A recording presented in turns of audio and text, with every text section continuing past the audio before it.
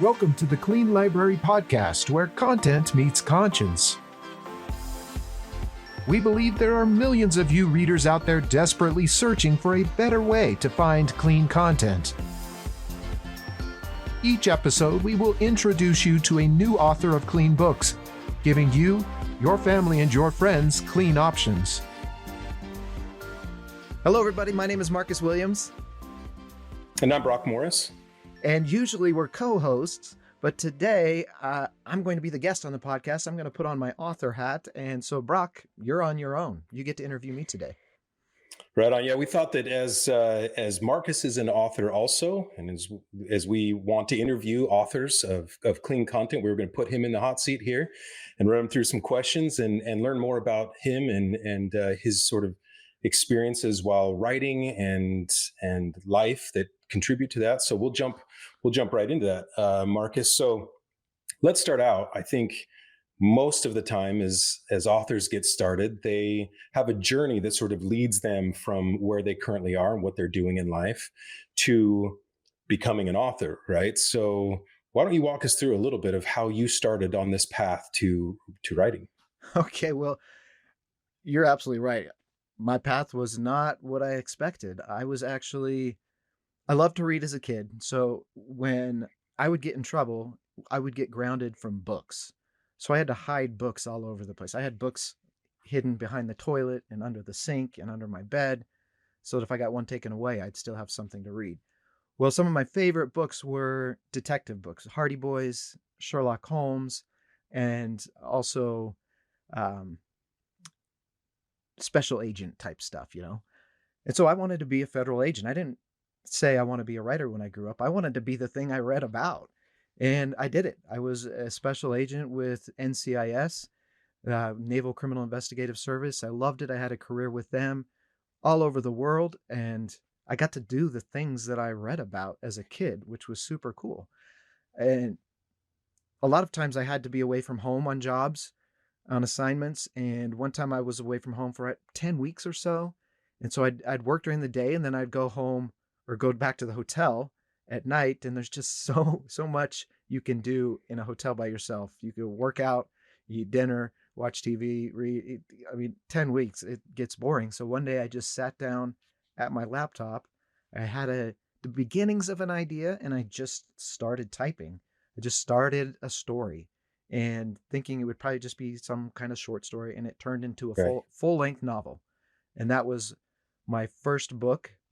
I threw it up on Amazon without really editing it, without really doing anything, and just left it there and went back to work. I went home, told my wife, hey, I wrote a book while I was gone. And then that was it. In my spare time, yeah. Right. And I just went back to working until finally the time came when I essentially retired from them and I started writing again. I said, hey, I actually want to do this full time. I want this to be my second career. God, that's amazing.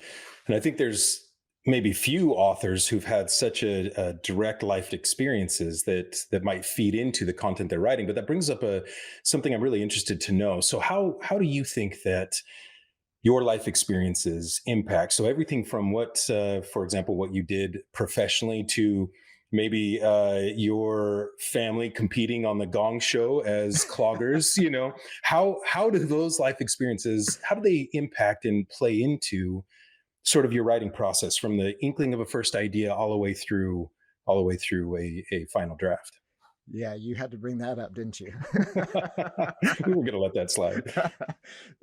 Well, my career, I talked to hundreds of people in all different situations, happy situations, and a lot of really scary, sad, hard situations, and people of different cultures around the United States and around the world. And I believe that allowed me to really put myself in other people's shoes, and which helps as a storyteller to develop a character, to develop relationships. I've had this really large breadth of the human experience that even if I haven't experienced, I've talked to people who have. And I think when you talk to people who are experiencing maybe the worst day of their life, you really get insight into the humanity, the human condition, and you really develop an empathy for people. And hopefully, I hope that comes across in my stories, but that's something that I love doing, is creating those characters and leaning on that experience. Absolutely. I imagine that creates a depth there, especially if you're able to view people that way in your writing. And I think it does come across in what you've written. So at some point in this process too, Marcus, I assume that you made a conscious decision, or maybe not. You can tell us of writing what would be considered, clean content. So how did that sort of come about for you as you were going through the writing process and the different books that you were choosing to write? Okay, so that's actually pretty interesting. So that first book I wrote didn't have anything bad in it. It was PG-13, right? So it had some innuendo and some language, but it wasn't anything crazy. But my kids at the time, my oldest was 11, 12, and he liked to read it, and I wanted him to be able to read it, but I didn't want him to read that. So I actually edited all that stuff out and created a teen version of the book, right? Sounds stupid looking back, but I published the regular version and the teen version of the same book. And that's how I left it until years later, I came back and wrote a new draft and re-edited that book. And I thought to myself, this is dumb. Everything I took out to create the teen version didn't affect the story at all. It didn't make the story any worse. There's no negative impact. So why did I have it in there in the first place? And so I just went with the teen version, and that became the book. I scrapped all the other stuff because it didn't need to be there. Hmm. And from then on, I realized that it doesn't, most of the time it doesn't drive the plot at all. And if it is something that needs to drive the plot, you can write it in such a way that's not graphic or extreme. And so that was kind of that moment. I didn't start out that way. I separated it, and then I kind of had that light bulb moment that this is dumb. Yeah, I mean, why go back and go through all that effort to clean it up, especially if it's something you want to present to your family and kids, right? But you hit on something that fascinates me too, because I've always wondered for authors who choose to write clean content, and in some ways you sort of answered this already. Does it become challenging at all to be able to sort of paint the correct or the right imagery or concepts when you limit yourself? Some might consider limiting, right, to clean content. Have you found that to be the case in general as your writing has matured and as you've developed more as a writer? Do you ever run into instances, or maybe walk us through that a little bit? Yeah, that's a great question. I think we tell ourselves that it's an issue more than it really is. Um, I'm currently working on a book that deals with some pretty heavy stuff. There, it deals with domestic violence and some other things. And in my experience as a cop, and in my experience talking to people, I'm thinking this guy would swear a lot, right? This character would have a dirty mouth. It's just how I'm writing the character. So how do I write this character without using the language that he would use, but the readers still understand him, still know who I'm talking about? They can still picture him in their minds without having to read those words on the page. So yeah, in that context, it was a little difficult. There were times where I didn't I didn't want to use replacement words because those tend to stand out as cheesy, and people, Right. they take you out of the story because you're thinking, yeah, that's not what he said. That's a makeup word. So I had to come up with a way to describe the emotions that he was feeling without the dialogue of those words. So in that book, it was a challenge. But in other books, the other books I've written, it really wasn't at all, because I don't. I always think, does this add to the story? Does it add to the plot? And that usually doesn't. Um, I have a Western, and there are a lot of Westerns where people want to write them with really foul language or some really graphic violence. And I think Right. back to my favorite Western author, Louis L'Amour, who I think was the most effective Western writer ever. And I don't think there was one cuss word in any of his books. Yet you never felt like you were missing out on the grittiness of his characters. Or that it was right, or it was pulling you out of the story.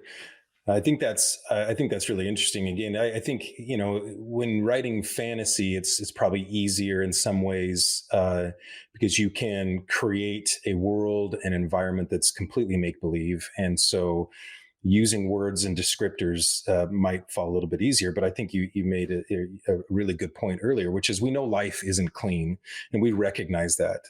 Even doing this podcast and thinking about clean, life isn't always clean, but can we still can authors still bring people into a story and connect them with characters without having to use the content that actually in some cases distracts more than trying to remove it, is my feeling, right? Like Right. sometimes I get totally distracted by a level of grittiness to which I think is a great word, um, and it pulls me away from the story. So I think it's sort of a double-edged sword there. So Yeah. um, so now let's transition a little bit as an author, and maybe one that I guess an independent author. As you started getting closer to sort of this process of now, how do I tackle? I've written a story, right? I have a Mhm. draft. How do I go about publishing this? So talk to us a little bit about the challenges you faced about self-publishing and any of your other experiences taking it to fully through fruition and giving it setting it off into the world. Right. So I made the decision to self-publish pretty early. A lot of authors try to go the traditional route. They'll send out all the query letters to agents and publishing houses. And then if that doesn't work, then they fall back on self-publishing. But I'm big on, pushing the boundaries of new tech and changing the industry. And I believe the industry is changing. And I believe that I don't I don't need an agent and a publisher between me and my readers. Then you've got two other people telling you what to write. And a lot of times that's what happens is you'll submit your draft to a publisher and they tell you what you have to change, or they don't like this, or you need to add this. And frankly, I want the freedom to write whatever I want to write without anybody else telling me, you know, you need to add this kind of content or whatever. So I made that decision very early on, but then I had to figure out how to do it. And that took a long time. It took a lot of research. It took a lot of reading. It took a lot of watching videos and looking at blogs and to really figure out a process that works for me to self-publish. And I found one of the biggest hurdles is with a traditional publisher, they do all the work for you, right? They edit it, they do the cover design. As a self-published author, I have to take care of that myself. So I have to hire an editor to edit my work. I have to either design my own cover or hire someone to do the cover design. So there's a cost to it, and there's still a lot of work to it. And I think sometimes people think they just write it and publish it and hit publish and that's all, but you still have to do all those steps in between to create a good piece of work. And I want my readers to enjoy it and I want it to be quality. So I'm going to go through those steps, but I have full control and I don't have to anyone else telling me what to do or how to do it or when to do it. I have full creative control. And if readers want to get in touch with me, they can get in touch with me directly. They don't have to go through an agent or anyone else. So I like that. Yeah, so it sounds like there's pros and cons to each, right? And so, do you see yourself, or would you consider yourself as strictly a self-published author, or is that something that you feel like you can sort of make the call on if you get further in your writing and you actually want to go through a publisher versus self-publishing all the time? Can you be dynamic in that and the way you approach your writing? Yeah, I'm absolutely open to that. I don't think I'll ever go out searching for a publisher. It would be more if a publisher came to me. Hmm. And frankly, at that point, if I got to the point where publishers were coming to me because they wanted my books, I probably don't need them. I'm probably well known enough that I don't need them. So I would have to look at, what they were offering, and I would still maintain any all creative control. Would have, like, it would be a discussion. So I'm open to it, but there would definitely have to be specific parameters before I'd be willing to give any kind of control away from the content I Yeah. want to write. That creative control, right? That would be a big concern, I imagine. So as you're writing these clean books and you're putting your work out there and you're getting it published, or you're publishing it, I should say, have you seen any challenges at all to sort of building a following as a clean publisher, or a clean author, I should say? Getting people to follow it just because it's clean content, or is there any disadvantage you see as a clean author in the marketplace for that kind of content? Yes, I think the hardest part of being an author is being a marketer too, and you get buried under it. So there are a lot of, as an author, you need reviews. You need people to go on and review. And so there's something called an advanced reader copy, or an ARC, where people read your book, and publishers do this too. They read your book, and then when it releases, they agree to go in and write an honest review. There's no payment or anything like that. It's just they're readers who like to read, and they're willing to write a review. So there's a lot of pages where you can go out and find these types of ARC readers, but I found they're all, hey, I'm an ARC reader, I'm looking for new books, and I'm looking for, and it's all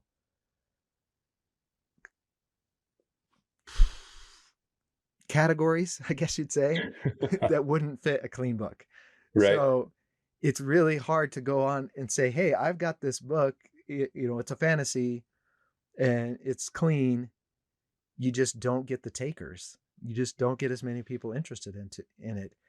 And if you go and look at blogs or book talk on TikTok or Bookstagram on Instagram, the primary genres being promoted by these people that have followers, tens of thousands of followers. So like, these are the people you want reading your book and talking about it. They're not looking for the clean content.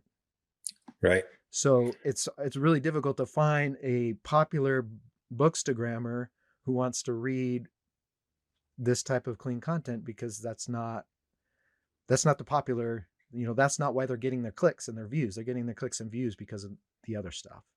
Right. There's no real platform out there that's promoting or providing a library of clean content that those who want it can trust to go and find it. Right. And so it's sort of you as an author trying to reach out and find those readers, and you're sifting through, it sounds like a lot of the platforms out there are getting the word of mouth out there, marketing, as you said, and fighting through that, which I think inherently has its challenges, right? As you just described. So Marcus, one of the things I think we would love to hear and understand also is, sort of throughout this interview, you've talked or alluded to what some of your books are, but why don't you spend a couple of minutes and talk to us about your books, tell us about them a little bit, and maybe what you might have coming up. Okay, great.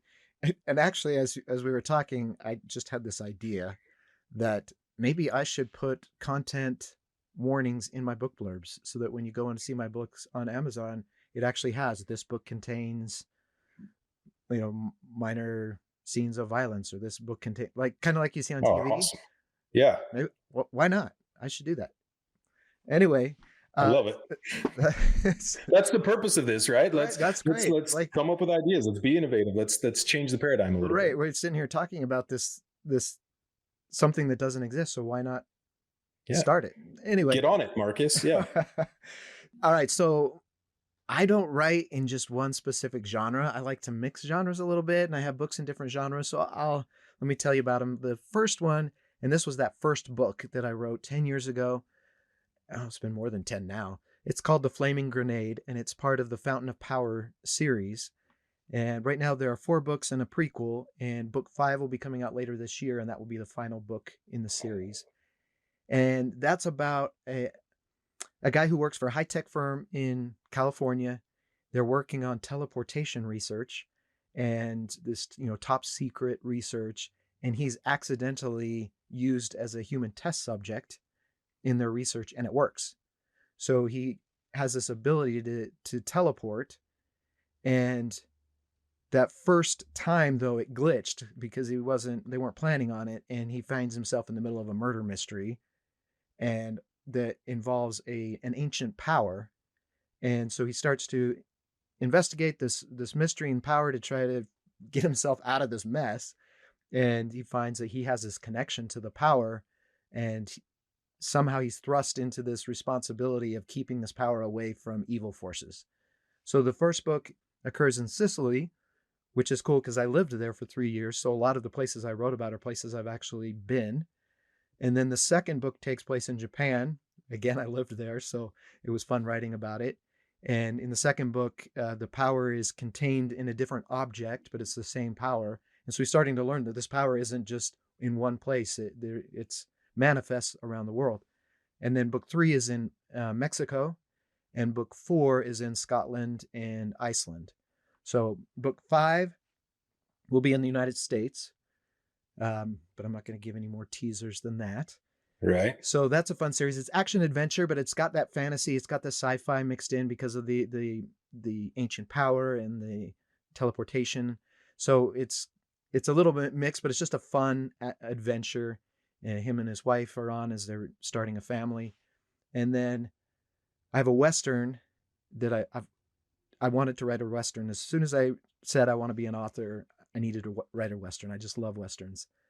The cool thing about the Western, it takes place in the mountains of Colorado, and there's a connection between the Western and the Fountains of Power series. So they have Archie, who's our protagonist in the Fountains of Power, is actually related to the people in the Western, and there's a connection there. So that little universe building, little world building. A little bit. Different genre, but same Sure. universe. And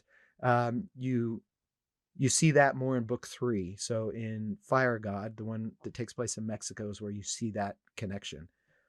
And then I've got a slow burn suspense, and essentially the man has a gift he doesn't understand. He thinks it's a curse, but he finds that he has to use that gift in order to save himself and others. And so that's a standalone. And then there's a Christmas book called The Christmas Stars. And that one, when people ask me what it's about, I like to say it's like a Hallmark movie. It evokes the same feelings as a Hallmark movie, but it actually has a plot. And we all love Hallmark, right? Everybody loves them. They're popular for a reason because of the emotions and just the feel good. So that's a great story. Sometimes we want just a bit of a deeper character. Right. Yeah. So that one was fun to write. And then as a little bit of an ode to my youth or my childhood, reading the Hardy Boys, the Three Investigators, Encyclopedia Brown, I decided to write a kid detective story. So it's for middle grade, maybe 8. Pretty much if you're reading chapter books, you can read it. And it's a story about some kids who come upon a mystery. They form a little detective agency, and they learn a lot of life lessons while they are solving these mysteries. So there's 2 books in that series. The Grounded Detective is the name of the series. And then the book I'm working on right now, it's in the editing process right now, is a thriller. And this is the one I alluded to earlier with the domestic violence. Right. So I call it a time-spanning thriller because it occurs in the New Mexico desert. And the way I got the inspiration for this is I was driving to visit my daughter in Texas. So we're driving through New Mexico, and I'm just taking in the landscape. If you've never been to the deserts of New Mexico and Arizona, Colorado, it's beautiful country, but very desolate and harsh. And this idea just started forming in my mind. And as soon as I got home, I just jumped on the computer and I started writing, and I finished the book in record time because it just flowed. But it's time spanning. So it's at the same location in the desert, but there are 2 stories happening during the book 150 years apart. So same place, different times, and then there's a connection to the 2. So that's a thriller. So Yeah, lots of different genres, but there are some fun little connections and themes and stuff going through them all. But um, I love to read a lot of genres, so why not write in a lot of genres? Why not mix them up? No, I love that. And some of my favorite stories are those that mix. I love that combination of sort of fantasy with detective and in real life scenarios and situations. So, but it sounds like there's something for everyone in any of those. And I'm pretty sure you also have some nonfiction work out there, which maybe we can hit on in the future. Yeah. But there's even a for handymen out there who might need a little bit of help in organizing their efforts. So Marcus, looks like you write right across the board. So as we come to the end here, if there was something that somebody you wish would have told you when you started this process, maybe if there's advice you were giving out to the world, or advice you would give to brand new authors, what do you wish you would have known, somebody would have told you, and what would you like to share with anyone out there? I think my biggest advice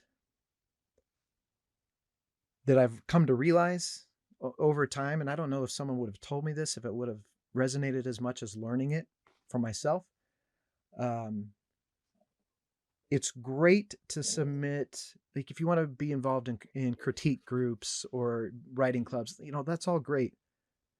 But you can find yourself in a cycle of critique when you do that, that it's never good enough. Someone's always going to find a problem, so you're always going to want to go back and fix it, and you'll never publish. So there's a point where you have to have the confidence in yourself that you're telling a good story, and trust it and move forward. Write the story you want to write, and sure, take critique from other people. That's important. You want to make sure that your story flows and that you have a good plot and you don't have big holes and the characters are developed. Right? You want to make sure you have the makings of a good story. But when you get people getting into the weeds of your story and trying to tell you to change things, basically what you're doing is you're procrastinating publishing. You're coming up with an excuse to not have to publish because you're not confident in it. So stop having this imposter syndrome. When you write a book, it means you're an author. Just because you're self-published does not mean you're not an author. You're still an author. Write the story that you want to write. Get the feedback that helps you write that story, not that makes you change it. And yeah, stick with that passion to write. The feedback should be helping you make your story better instead of forcing you to write a different way. I love it. Be true to yourself, right? Yeah. Stick to that. So Totally. as a closing, I think because part of the purpose of this podcast is to get our authors information and access to readers and things. Why don't you sort of share with us how people can reach you, how they can find your books, where do you have a presence online, and sort of tell the people how to get in contact with you. Yeah. So you can pretty much find my books online on any of the major sites. But if you're an ebook reader, I would be really grateful if you would buy them direct from me, so that Amazon and Barnes and Noble aren't taking a cut. That would be helpful. My website is marcuswilliamsauthor.com. That's Marcus with a C. marcuswilliamsauthor.com. And you can find links there to the books. You can find links to buy the ebooks, at least directly from me. I've actually narrated 2 of my books so far, that you can buy the audiobooks for those. And another thing, so this is something that you may not think of, but it actually is helpful to the author. Say you love paperbacks, but you don't have the money to buy every paperback you want to buy. Go to your library's website. Most of them have a request a book function. Just request my book. You can look it up on Amazon. That'll give you the title and the ISBN number, which is a 13-digit code.